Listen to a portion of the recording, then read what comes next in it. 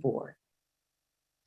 Well, thank you, Tanya. On behalf of our board at MTA, I really want to welcome everyone and thank you for joining us today. We're very honored to have our special guest from the U.S. Department of Health and Human Services with us. This is the part of the federal government that protects the health of all Americans. And I believe they usually have a total budget of around $1.5 trillion that supports promoting and protecting the health of the American people. We greatly appreciate the fact that Deputy Assistant Secretary David Dasher is with us. Mr. Dasher is the Deputy Assistant Secretary for Acquisitions for Health and Human Services. He also has with him his colleague from the HHS Small Business Program Office, Michelle Street, who is the Director of the Office of Small and Disadvantaged Business Utilization. And then also Ms. Katrina Brisbon, who is the Associate Deputy Assistant Secretary for Acquisitions for Health and Human Services. So thank you all for joining us.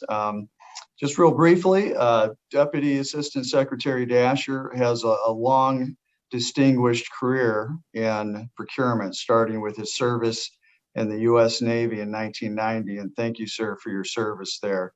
And then going on to serve in senior procurement positions in the IRS and the Department of Homeland Security, and now the Department of Health and Human Services. I've been impressed by his strong leadership in really innovation and procurement strategies and programs over the years.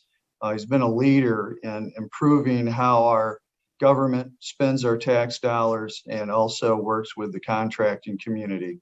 So I just want to express, again, our gratitude that he reached out to our organization, the Mid-Tier Advocacy, to begin an open dialogue with this important segment of the government contracting community, the small to emerging small, or other than small as the government refers, and sometimes I refer to us all as other than large. But it's very encouraging that even as this new administration is still getting going, that a top official would make it a priority to meet with us and start to get input, and then continue a dialogue on our industry needs in order to serve our federal government better and spend our taxpayer dollars more efficiently and effectively.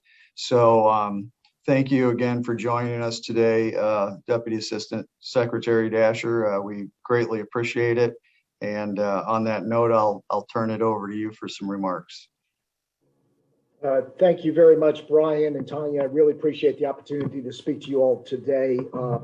Obviously, the mid-tier is a very special, category, if you will, that we're looking forward to having a collaborative discussion today.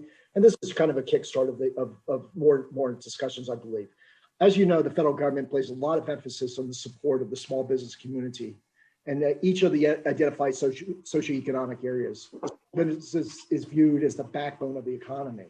However, HHS recognizes that when a company is facing a transition from small to a large, in the open marketplace, it's very difficult with many challenges as you go from that small to the large. And I think that this is an opportunity to look at these challenges, which are both internal challenges that you have, which I'm not going to touch on, and some external challenges, which we may be able to work together with. And this is part of that conversation. So we're here to put those questions of the challenges, the external ones, what can we do legislatively? What can we do policy-wise? What can we do in this area, the scope of the area? Recognizing that this is a big lift, okay, that this is really a changing of the inertia, right? I talked earlier about the small business side of it, right?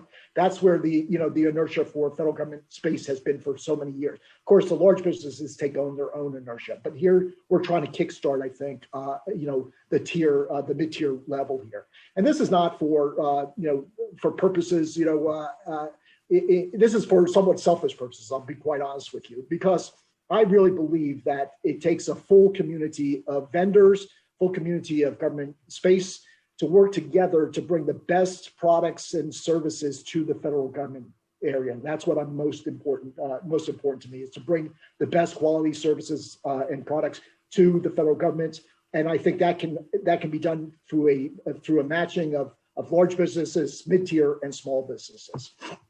It has been brought to my attention that the mid-tiers have challenges. As you're probably aware, agencies must also comply with the policies that define the categories of small business. So, again, this is kind of like the undertone of what you're facing, some of the hard thing, along with starting up your own, continuing to be in your own business space. If some of you have graduated from the small to the mid-tier, to continue to be successful in that area.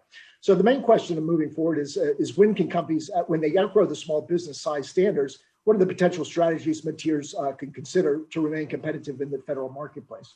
I have some ideas in that area. We'll probably get into that in the open discussion forum, but my ideas are probably not unique and probably don't sway a lot of people. And again, that's why I think collaborating together here will help us get to a mutually beneficial environment for us all to work in. So again, I want to thank you all for the opportunity to be here today. The Mid-Tier Advocacy Group, is my first mid-tier group that I've talked to, and I talked to other associations, but this is one that I think is going to